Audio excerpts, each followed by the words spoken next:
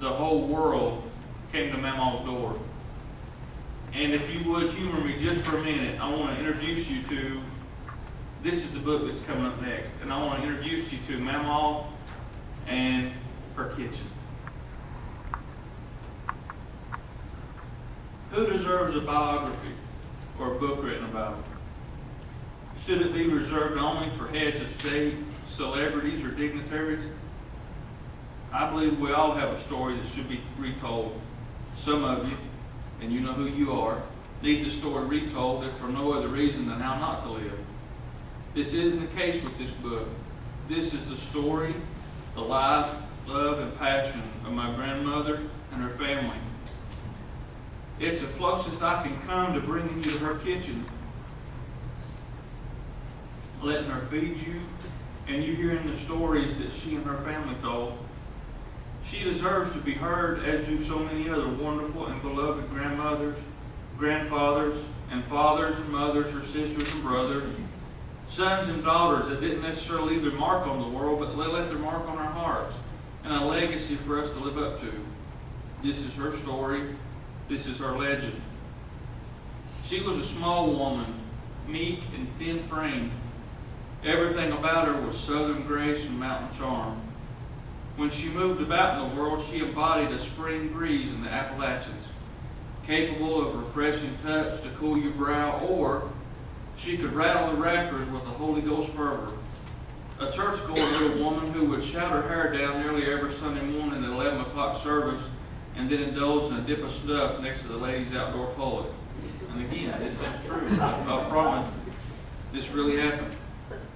Known and revered by every title or moniker hung on her, I knew her as Mama, and there were three of us that called her Mama, me and Candy and Pam. But she went in order by others. Hun, that's what my papa called her. Mama or Mom, my dad and my uncle. Aunt Kate, by every other grown person that we weren't related to. Now you have to understand, as a little kid, I would sit on Mama's front porch and people would come up, and I thought I was kin to everybody because everybody called my Mama Aunt Kate, and if you knew her. And so that led me to believe, I knew enough to know that, okay, aunt and uncle, that makes us cousins, and I had the biggest family in the world. So Aunt Kate by every other grown person that we weren't related to, or Mrs. Rouse, from strangers who had absolutely no affiliation to our family other than a decades-old insurance policy that they were still collecting the weekly premiums on. Her front porch was the town square, and her kitchen would rival Coney Island in New York with its own brand of hustle and bustle. Not one day, not a 24-hour period passed that every bowl in her kitchen, every pot, every plate, coffee cup, and dish wouldn't be filled, emptied, washed, and reused at least twice. She had a policy, and by God stuck to it. When it's mealtime, fix everything you can find. That is true. That little woman fed like there was no tomorrow. There must have been a magic spell on her oven and kitchen that allowed greens, ham, the country variety, cornbread, biscuits, or even picnic culprits known to bring the strongest constituted individuals to their knees, like potato salad, a never spoil clause. Nothing went back to the refrigerator after a meal except the jug of milk and the huge chunk of butter that was rewrapped and the store-bought wax paper skin it came in. Deformed and horribly disfigured from the kitchen heat and deep gouges with dull knives by hungry men to deliver that gold yellow goodness to their piece of cornbread or Mama's biscuit. She even left Jell-O out on the table from dinner, the midday meal, until supper. The kitchen, still wavy hot from cooking and washing all those dishes, again, the Jell-O would sit on the table with the rest of the food under that magical protection of at least twice used tinfoil and Mama's watchful eye.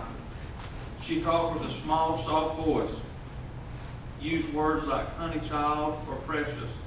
Very often we were scolded with the words must and mustn't.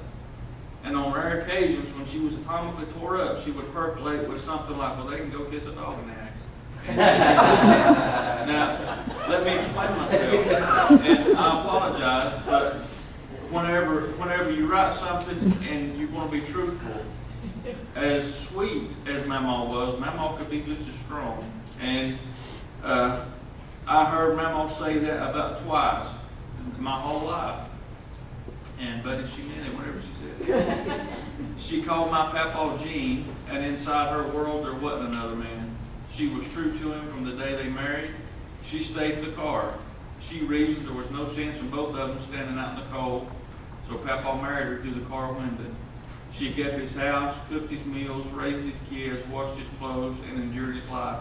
It's not that he was a bad man. To this day I revere him, and after being dead more than 30 years, there are still those folks who speak of my Papa with the reverence you hear of a founding father. People grateful to have known him, to have spoken to him, or to have gotten to work alongside him. Her job was to carry him to the Lord, maintain his body, pray that he got saved. She achieved both of her objectives. When he died, so did a piece of her. It happens like that with couples. It happens a lot like that with couples like they were. They had nothing between them to leave their children. No trust funds or estate to squabble over. They had shared a 2-bedroom house with a son and had a maroon 1966 Chevrolet Impala 2-door that Papa had bought second or third-handed. What they did leave behind was and is nothing short of magical. They left a legend and a lifestyle that could never be duplicated or slandered, and holes in each of our hearts where the songs used to live. These are the people that no one could or would speak an ill word about. This was my Camelot and her kitchen, the round table. The cast of characters that would assemble here would forge the raw materials of the world and children around them into the next generations of Appalachians. Their tools were crude and sometimes painful, a weeping willow switch, a belt, or their bare hand, but their hearts were as refined and pure as jeweler's gold. Their teeth might have been store-bought, but the smiles were genuine. Neither the king or queen of any court in their particular castle had more than an 8th grade education, and some could barely read or write their name. Outside experience, be it education or worldly rank or title, didn't mean much in this place. It was only what you let people see of your inside that really mattered. They taught us you wrapped your soul up in a quilt. Your family gave you your quilt and you wrapped your soul up in it, and whenever people got close enough to see inside that quilt, those were the people you kept closest. And Mama did that as good as anybody. There was something inside of these people. I've heard them described as mountain, as if something in the water just shaped them and made them who and what they were. Is it possible that the Creator fashioned a magic potion and placed it deep inside the mountains themselves to be dispensed from the cold water, high mountain springs that they all drank from? Something to be given in measured doses, a dipper full at a time to these people.